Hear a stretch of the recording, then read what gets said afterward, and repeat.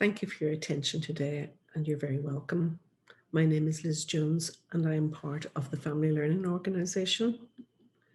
Along with my colleagues Kate O'Hanlon and Colette Delargy, we'll be discussing issues which will be of interest to parents. My themes for my 3 short videos are around routines and daily activities, morning, afternoon and evening, while Kate will be discussing learning, thinking and the brain, and Colette learning maths without even realising it. Certainly when we think about these issues, we know that people are quite interested in them, so we are putting on 3 longer Zoom sessions on the 25th of May, the 1st of June and the 8th of June. But today I'm talking about afternoon routines. Obviously it's just another part of the day, but it raises its own challenges. Lunch is usually the first part of the afternoon, and we should be encouraging our children to help with preparation, table setting and tidying up afterwards. Younger children may well need a nap. Busy parents who are up early in the morning could themselves do with a power nap or some downtime.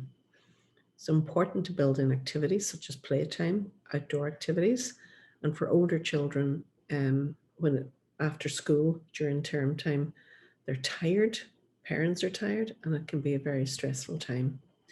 So creating an afternoon routine is very important.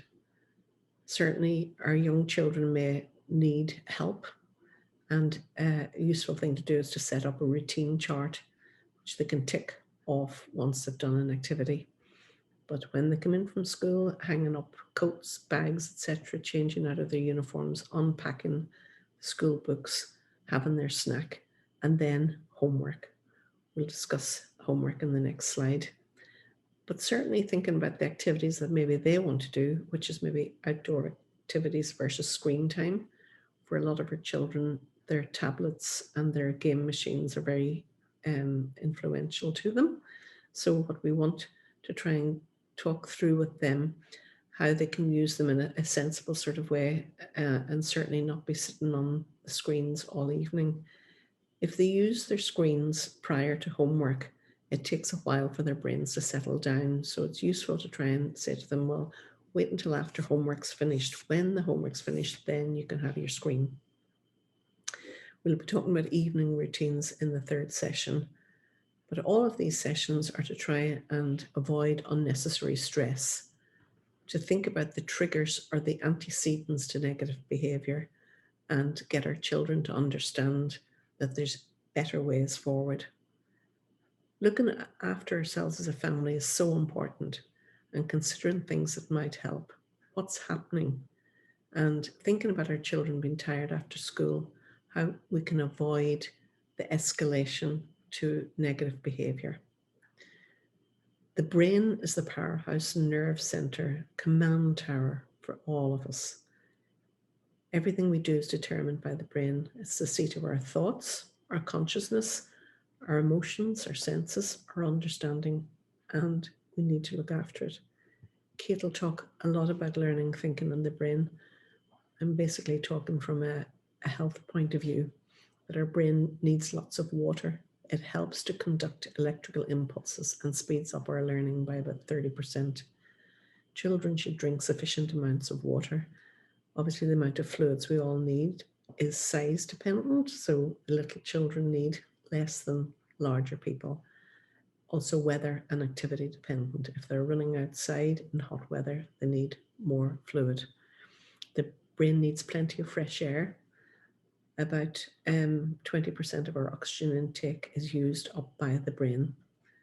Certainly when we are exercising, we have those happy hormones, those endorphins, and we also know that the brain is more resistant to decline once we've exercised. Certainly it decreases our stress hormone. So all of those makes us in a better position to have a happier afternoon in our homes. If children walk home from school, it's a really good distressor. And certainly when it comes to homework, we maybe need a little bit of unwinding, a little bit of downtime. We need to set a space aside for homework and have that drink of water handy. Children are given homework for lots of reasons. Here are a few of them. estimate how well they've understood material or the classes they've had in school that day. It trains them in time management. Homework helps them with their self-education, doing a wee bit of research, finding out things for themselves.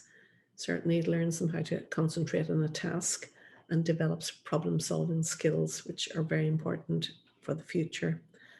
And from a parent's point of view, we can see what they're studying.